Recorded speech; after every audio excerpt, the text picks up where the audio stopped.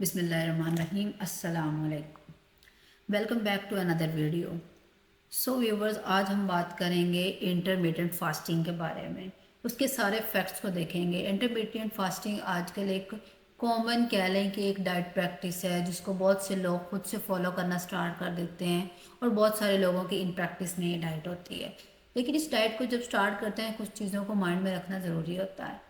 लेकिन होता क्या है कि हम लोग जब इसको फॉलो कर रहे होते हैं, आप में से भी बहुत सारे लोग इसको फॉलो कर रहे होंगे, तो कुछ कॉमन मिस्टेक्स कर लेते हैं जिसकी वजह से जो डिज़ायर्ड रिजल्ट्स हैं वो नहीं मिलते।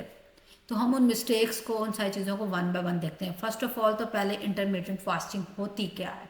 ये बेसिकली एक ईटिंग पैटर्न है जिसमें आपने एक साइकिल को फॉलो करना होता है, ईटिंग और फास्टिंग का एक रेगुलर शेड्यूल सेट करके। अब डेली जो ईटिंग विंडो होती है वो आपकी हमेशा शॉर्ट होती है आपकी फास्टिंग विंडो से। तो इसको हम नेक्स्ट, जो आपने खुद ही एक अपना टाइम सेट किया होता है, अपनी एक फास्टिंग और ईटिंग विंडो को पहले से डिटरमाइन किया होता है, तो उसके अकॉर्डिंग इसको फॉलो किया जाता है। अब इंटरमीडिएट फास्टिंग, इसकी डिफरेंट टाइप्स भी हैं, कोई एक टाइप नहीं, ये कोई स्पेसिफिक डाइट नहीं, इसकी फर्दर 6 टाइप्स भी हैं और कॉमन मिस्टेक्स भी होती हैं। लेकिन उन कॉमन मिस्टेक्स से पहले अगर हम देखें तो इंटरमीडिएट फास्टिंग की कुछ कॉमन टाइप्स भी हैं, क्योंकि ये नहीं है कि ये एक स्पेसिफिक टाइप है जी आपने इसको यूज़ कर लिया। इसके डिफरेंट वेज हैं, बिगनर स्टेज के लेकर एक्सट्रीम फॉर्म तक। बिगनर्स को कौन सी वाली फॉर्म यूज़ करनी चाहिए, फिर उनको वन बाय वन एक्सट्रीम की तरफ कैसे मूव करना चाहिए, क्योंकि सडनली आप बहुत ज़्यादा अपनी फास्टिंग विंडो को लंबा नहीं कर सकते। एक बिगनर है और वो अपनी फास्टिंग विंडो को बहुत ज़्यादा लंबा करके सडन फास्टिंग स्टार्ट कर दे, तो वो भी एक अच्छी चीज़ नहीं है। तो हम देख लेते हैं जो कॉमन मेथड है। पहला मेथड इसमें है फास्टिंग फॉर 24 आवर। मतलब इसमें होगा क्या कि ये एक सिंपल रूल है इस डाइट का, कि आपका जो पर्सन जो आप में से ये फास्टिंग का वे अडॉप्ट करेगा उसको क्या करना होगा। 12 आवर के लिए ईटिंग और 12 आवर की उसकी फास्टिंग विंडो होगी, मतलब इक्वल उसकी फास्टिंग और ईटिंग विंडो होगी। और 12 आवर फास्टिंग जो है बेसिकली एक गुड ऑप्शन है फॉर बिगिनर्स के लिए। इसमें होता क्या है, जो फास्टिंग विंडो है वो रिलेटिव स्मॉल होती है। आप मतलब इसमें अपना स्लीप टाइम ही काउंट करके 12 आवर, अगर आप अपना लाइक 7 PM से आप अपनी ईटिंग बंद करें और 7 AM तक जस्ट आपको 12 आवर हो जाएंगे आपकी फास्टिंग विंडो। तो ये एक सिंपल है और एक ईजीएस्ट वे है और बिगिनर्स को यहाँ से ही स्टार्ट करना चाहिए। उसके बाद आती है फास्टिंग फॉर 16 आवर्स। अब इसमें क्या होता है, इसमें आपकी जो फास्टिंग विंडो है वो आपकी ईटिंग विंडो से ज़्यादा होती है। आपकी ईटिंग विंडो 8 आवर्स के लिए होती है और रेस्ट ऑफ द 16 आवर्स आपकी फास्टिंग विंडो होती है। और मेल्स के लिए 16 आवर्स होता है, फीमेल के लिए 14 आवर्स होता है। इसके लिए भी आप फॉर एग्जांपल आपने अपनी मील को फिनिश कर लिया 8 PM रात पे, उसके बाद आप नहीं खाएंगे, देन आप अपना नेक्स्ट डे का ब्रेकफास्ट भी स्किप करेंगे और आफ्टरनून में जाकर आप अपना नेक्स्ट मील खाएंगे, देन 16 आवर्स कंप्लीट होंगे। उसके बाद आती है एक diet for 2 days a week. इसमें क्या होता है, एक स्टैंडर्ड अमाउंट आपने लेनी है अपने हेल्दी फूड्स की 5 days अ वीक। देन आपने 2 days जो रिमेनिंग बचेंगे उसमें कैलोरीज इनटेक को रिड्यूस कर दिया जाता है। और इसमें भी मेल और फीमेल ये थोड़ा सा डिफरेंट होता है कि मेल 600 कैलोरीज तक कंज्यूम कर सकते हैं अपने फास्टिंग डे पर और फीमेल्स 500 तक जस्ट। अब नॉन फास्टिंग डे जो होने बेसिकली एक मिस्टेक और भी होती है कि आप कंसेक्टिवली लोग 2 दिन फास्टिंग कर लेते हैं, 5 दिन वो अपने ईटिंग विंडो को रखते हैं। लेकिन नहीं, आपका जो फास्टिंग डेज हैं वो कंसेक्टिव नहीं होने चाहिए, उनके दरमियान fasting, non fasting and then fasting day होना चाहिए। उसके बाद अल्टरनेटिव डे फास्टिंग होती है। ये भी, इसमें हम आपके जो फास्टिंग डेज हैं उन पर अपने सॉलिड फूड्स को कम्प्लीटली अवॉइड करना होता है, जस्ट आप वाटर अनस्वीटेंड ड्रिंक्स ले सकते हैं। ऑन फीडिंग डेज पर आपने अप्रोप्रिएट अपने प्रॉपर अमाउंट ऑफ फूड्स और प्रॉपर न्यूट्रिएंट्स देने हैं। और ये एक एक्सट्रीम फॉर्म है, ये भी अल्टरनेटिव डेज के लिए, जो कि बिगनर्स के लिए एक सूटेबल फॉर्म नहीं है। फर्स्ट 3 फॉर्म्स बिगनर्स के लिए सूटेबल है बट ये सूटेबल नहीं है। नेक्स्ट वन आ जाती है कंप्लीटली फास्टिंग, उसको हम बोलते हैं 24 आवर्स फास्ट। इसको ईट स्टॉप ईट भी बोला जाता है। अब इसमें क्या है, हमने आपने कोई भी 2 दिन हफ्ते के कंप्लीटली फास्ट करना होता है फॉर 24 आवर्स के लिए, बाकी रिमेनिंग 5 days आप नॉर्मल इनटेक कर सकते हैं।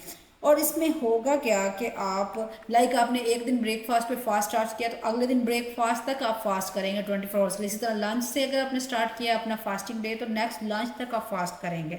और इसमें भी यही होता है कि आप फास्टिंग डेज पर sweetened unsweetened drinks like normal water और विदाउट स्वीट्स ड्रिंक्स कंज्यूम कर सकते हैं और ईटिंग डेज पर आप नॉर्मल ईट करेंगे।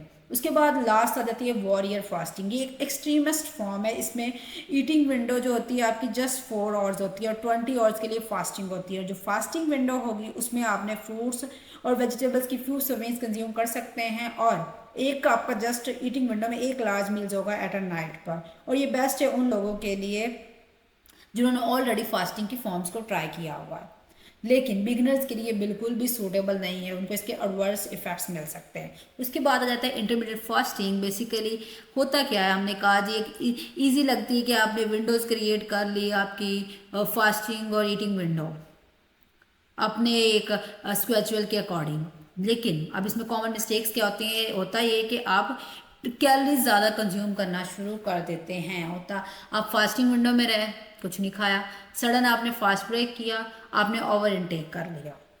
ओवर इनटेक कैसे हो जाता है? ओवर इनटेक बहुत इजीली हो जाता है फास्ट के ब्रेक पर, आपको पता नहीं लगता, आप फ्रूट्स के साथ जस्टिफाई नहीं कर पाते। उस टाइम पर आप बहुत ज़्यादा हंग्री फील कर रहे होते हैं, तो आपका जो फास्टिंग आप कैलोरीज इनटेक आपसे ज़्यादा हो जाता है, क्योंकि आपका brain signals feeling of fullness 15 to 20 minute after eating देता है, जब तक आप ओवर ईट कर चुके हैं। उसके बाद सॉफ्ट ड्रिंक्स हैं, उसमें कार्बोनेटेड वाटर प्रेजेंट होता है जो कि आपकी हंगर की फीलिंग को मास्क करता है, जिसकी वजह से आप हंग्री ज़्यादा रहते हैं, फील करते हैं। जब फास्ट ब्रेक करते हैं, आपने कोल्ड ड्रिंक ली, उस टाइम पर आपने कुछ नहीं खाया, लेकिन आपकी उसकी वजह से ओवर ईट के चांसेस भी ज़्यादा। तो इसके अलावा इसमें कैफीन होता है, वो भी आपकी क्रेविंग फॉर स्वीट्स को इंक्रीज करता है, जिसकी वजह से आपका और ज़्यादा आपसे एक और मिस्टेक हो जाती है। उसके बाद आप अपने वाटर इंटेक को भी ट्रैक करना है, 2 लीटर तक पर डे होना चाहिए, जो कि आप लोग नहीं करते, क्योंकि वाटर का इंपॉर्टेंट रोल होता है इन मेटाबॉलिक रिएक्शंस में और अदर नेसेसरी फंक्शनिंग के लिए। सो आपने ट्राई करना है कि आप नॉन स्टार्ची वेजिटेबल्स और फ्रूट्स को अडॉप्ट करें, लाइक क्यूकम्बर और वाटरमेलन वगैरह, वो हाई वाटर कंटेंट में प्रेजेंट होता है, तो वो आपके वाटर के रिक्वायरमेंट को मीटअप करने में हेल्प करेगा इन नॉन फास्टिंग विंडो में। उसके बाद रेगुलर एक ईटिंग आएगा, आप रॉन्ग टाइप ऑफ फूड्स के साथ फास्ट ब्रेक करते हैं, लो फाइबर लो प्रोटीन फूड्स लेते हैं, ये भी एक कॉमन मिस्टेक है। अब फाइबर बेसिकली इंपॉर्टेंट होता है आपकी स्लो डाइजेशन और ऑब्जॉर्प्शन को करके, और कार्ब्स की जो आप इनटेक करें, जिसकी वजह से आप फीलिंग ऑफ फुलनेस रहती है, और आप नेक्स्ट जो आपकी ईटिंग विंडो आती है उसमें आप कम खाते हैं और आप अपनी फास्टिंग विंडो में भी फुल रहते हैं। और प्रोटीन भी इंपॉर्टेंट मेटाबॉलिक एक्टिविटीज़ में इंपॉर्टेंट रोल प्ले करती हैं, लेकिन जब आप फास्टिंग ब्रेक कर रहे होते हैं तो आप कॉमन मिस्टेक करते हैं कि आप प्रोटीन और फाइबर को वैसे ही ओवरलुक कर देते हैं, आप उस पर ध्यान नहीं देते, जस्ट आपका खाने पे ध्यान होता है। उसके बाद आ जाता है गोइंग टू एक्सट्रीम। अब इसका क्या मतलब है कि आपने फास्टिंग तो कर ली, फास्टिंग विंडो भी आपने सेट कर ली, ईटिंग विंडो भी सेट कर ली, लेकिन आप कैलोरीज इनटेक अपना बहुत ही एक्सट्रीम लेवल तक लो लेकर चले जाते हैं, जिसकी वजह से आपका वेट लॉस जो है वो ज़रूरत से ज़्यादा हो जाता है, और आपका जो हंगर है वो भी आप ज़्यादा हंग्री रहेंगे, तो वो भी प्रॉब्लमेटिक हो जाता है, आपका मिस्टेक है, जिसकी वजह से आप नेक्स्ट ईटिंग विंडो में ज़्यादा इंटेक आपसे हो सकता है। उसके अलावा आपका बोन और मसल मैस भी ज़्यादा लॉस होना शुरू हो जाता है, जो कि एक हेल्दी चीज़ नहीं है।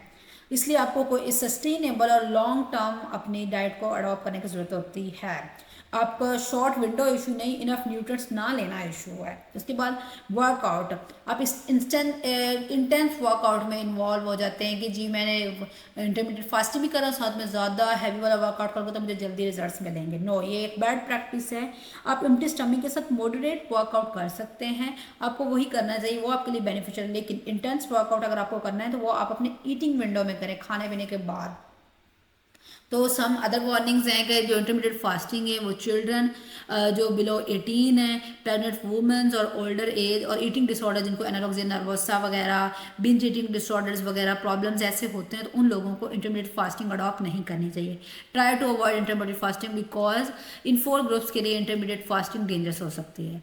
इंस्टेड ऑफ दीज बाकी सारे इसको फॉलो कर सकते हैं, लेकिन बात वही है कि इसकी 6 फॉर्म्स हैं, फर्स्ट 3 फॉर्म्स जो हैं वो बिगनर्स अडॉप्ट कर सकते हैं, और जो नेक्स्ट 3 फॉर्म्स हैं वो थोड़ी सी एक्सट्रीम वाली हैं, तो वो बिगिनर्स उसको नहीं अडॉप्ट कर सकते। बिगिनर्स को उस स्टेज तक जाने के लिए उसके पहले इंटरमीडिएट की इनिशियल फॉर्म्स को अडॉप्ट करना ज़रूरी है। So thank you for watching my video, don't forget to subscribe and don't forget to comment, like and share. और इसके अलावा इंटरमीडिएट फास्टिंग आप लोगों को, आई होप सो मैंने इसके 2 डिटेल वीडियोज इस पर बना ली हैं। आई होप सो आप लोगों को कुछ ना कुछ आपके जो रॉन्ग परसेप्शन थी वो क्लियर होंगी, कुछ ना कुछ आपको न्यू इससे इन्फॉर्मेशन मिली होगी। और आई होप सो कि जो कॉमन मिस्टेक्स हैं आप जब भी नेक्स्ट इंटरमीडिएट फास्टिंग को फॉलो करेंगे आप वो अवॉइड करेंगे, जो कि मैंने वन बाय वन आप लोगों के साथ डिस्कस कर दिए कि जो कॉमन मिस्टेक इस डाइट को फॉलो करते हुए हम लोगों से हो जाती हैं, जिसकी वजह से फिर हमें रिजल्ट जो भी हमारे डिज़ायर रिजल्ट्स हैं वो नहीं मिलते। तो थैंक यू, अल्लाह हाफिज़।